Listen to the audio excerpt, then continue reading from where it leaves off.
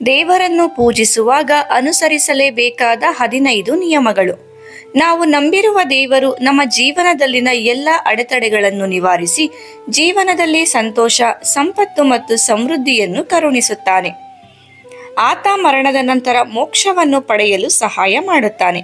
ಹಿಂದೂ ದೇವರುಗಳನ್ನು ಪೂಜಿಸುವಾಗ ಅನುಸರಿಸಲೇಬೇಕಾದ 15 ಸುವರ್ಣ ನಿಯಮಗಳನ್ನು ತಿಳಿದುಕೊಳ್ಳೋಣ. 1. ಇದೇ ದೇವರನ್ನು ಪೂಜಿಸಬೇಕೆಂಬ ನಿಯಮವಿಲ್ಲ. ನಿಮ್ಮ ಆಯ್ಕೆಯ ದೇವರುಗಳನ್ನು ಇಷ್ಟ ದೇವರನ್ನೇ ಪೂಜಿಸಿ, ಆದರೆ ಪ್ರತಿದಿನ ಪೂಜೆ ಮಾಡಬೇಕು. ಬೆಳಗ್ಗೆ ಸ್ನಾನವಾದ ಕೂಡಲೇ ಪೂಜೆ ಮಾಡುವುದು ಒಳಿತು. ಅಲ್ಲದೆ ಪೂಜೆಯನ್ನು ದಿನಕ್ಕೆ 2 ಬಾರಿ ಮಾಡುವುದು ಕೂಡ ಉತ್ತಮವೇ. 2ನೇಯದು, ನಿಮ್ಮ ಮನೆಯ ಪೂಜಾ ಸ್ಥಳದಲ್ಲಿ 15 ಇಂಚುಗಳಿಗಿಂತ ದೊಡ್ಡದಾದ ದೇವರ ವಿಗ್ರಹಗಳು ಇರಬಾರದು. ಗಣೇಶ, ಸರಸ್ವತಿ ಮತ್ತು ಲಕ್ಷ್ಮೀ ದೇವತೆಗಳ ನಿಂತಿರುವ ಮೂರ್ತಿಗಳನ್ನು ಪೂಜಾ ಸ್ಥಳದಲ್ಲಿ ಇಡಬಾರದು. 3ನೇಯದು, ದೇವರ ಕೋಣೆಯಲ್ಲಿ ಒಂದೇ ದೇವರ ಅಥವಾ ಯಾವುದೇ ದೇವಿಯ 3 ವಿಗ್ರಹಗಳನ್ನು ಇಡಬೇಡಿ. ಅದೇ ರೀತಿ 2 ಶಿವಲಿಂಗಗಳು, 2 ಸಾಲಿಗ್ರಾಮಗಳು, 2 ಸೂರ್ಯದೇವರ ವಿಗ್ರಹಗಳು ಮತ್ತು 2 ಗೋಮತಿ ಚಕ್ರಗಳನ್ನು ಒಂದು ಪೂಜಾ ಸ್ಥಳದಲ್ಲಿ ಇಡಬಾರದು. 4ನೇಯದು, ಮನೆಯ ದೇವಾಲಯದಲ್ಲಿ ಯಾವುದೇ ಉಡುಗೊರೆ ಬಂದ ಮರದ ಅಥವಾ ಫೈಬರ್ ವಿಗ್ರಹಗಳು ಇಡಬಾರದು.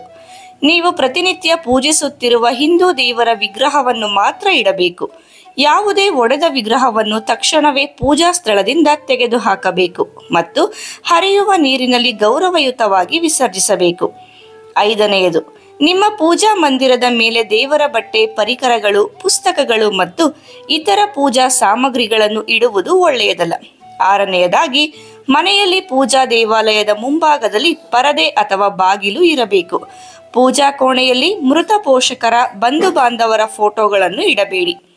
7ನೇಯದು, ಹಿಂದೂ ಸಂತರು ನಿಮ್ಮ ದೈನಂದಿನ ಪ್ರಾರ್ಥನೆಗಳನ್ನು ಕನಿಷ್ಠ 5 ಹಿಂದೂ ದೇವರುಗಳಿಗೆ ಸಲ್ಲಿಸಿದಾಗ ಪೂಜೆ ಪೂರ್ಣಗೊಳಿಸುತ್ತದೆ ಎಂದು ಉಲ್ಲೇಖಿಸಿದ್ದಾರೆ. ಇದನ್ನು ಪಂಚದೇವ ಎಂದು ಕರೆಯುತ್ತಾರೆ.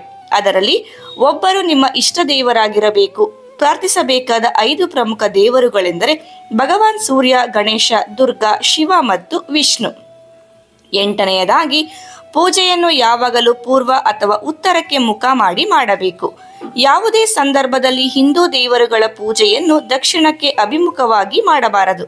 ಅಲ್ಲದೆ ಹಿಂದೂ ದೇವರ ಮೂರ್ತಿಯ ಕಡೆಗೆ ನಿಮ್ಮ ಬೆನ್ನನ್ನು ಹಾಕಿ ಕುಳಿತುಕೊಳ್ಳಬಾರದು. 9ನೇಯದು, ಬೆಳಗ್ಗೆ ಪೂಜೆ ಮಾಡುವಾಗ ತುಪ್ಪದಿಂದ ದೀಪವನ್ನು ಹಚ್ಚಬೇಕು. ಸಂಜೆ ಎಣ್ಣೆಯಿಂದ ದೀಪವನ್ನು ಬೆಳಗಿಸಬೇಕು. ನೀವು ಎಂದಿಗೂ ಒಂದು ದೀಪದಿಂದ ಮತ್ತೊಂದು ದೀಪವನ್ನು ಹಚ್ಚಬಾರದು. ಇದು ಮನೆಯಲ್ಲಿ ಅನಾರೋಗ್ಯವನ್ನು ಆಕರ್ಷಿಸುತ್ತದೆ. 10ನೇಯದು, ನೆಲದ ಮೇಲೆ ಕುಳಿತು ಪ್ರಾರ್ಥನೆಗಳನ್ನು ಮಾಡಬಾರದು. ಚಾಪೆ ಅಥವಾ ಮಣೆ ಮೇಲೆ ಕುಳಿತುಕೊಳ್ಳಬೇಕು.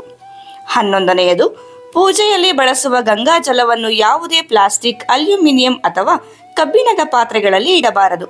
ಇದಕ್ಕಾಗಿ ತಾಮ್ರದ ಪಾತ್ರೆ ಒಳ್ಳೆಯದು ಎಂದು ಪರಿಗಣಿಸಲಾಗುತ್ತದೆ. ಅದೇ ರೀತಿ ತಿಲಕಕ್ಕೆ ಬಳಸುವ ಚಂದನವನ್ನು ತಾಮ್ರದ ಪಾತ್ರೆಗಳಲ್ಲಿ ಸಂಗ್ರಹಿಸಬಾರದು.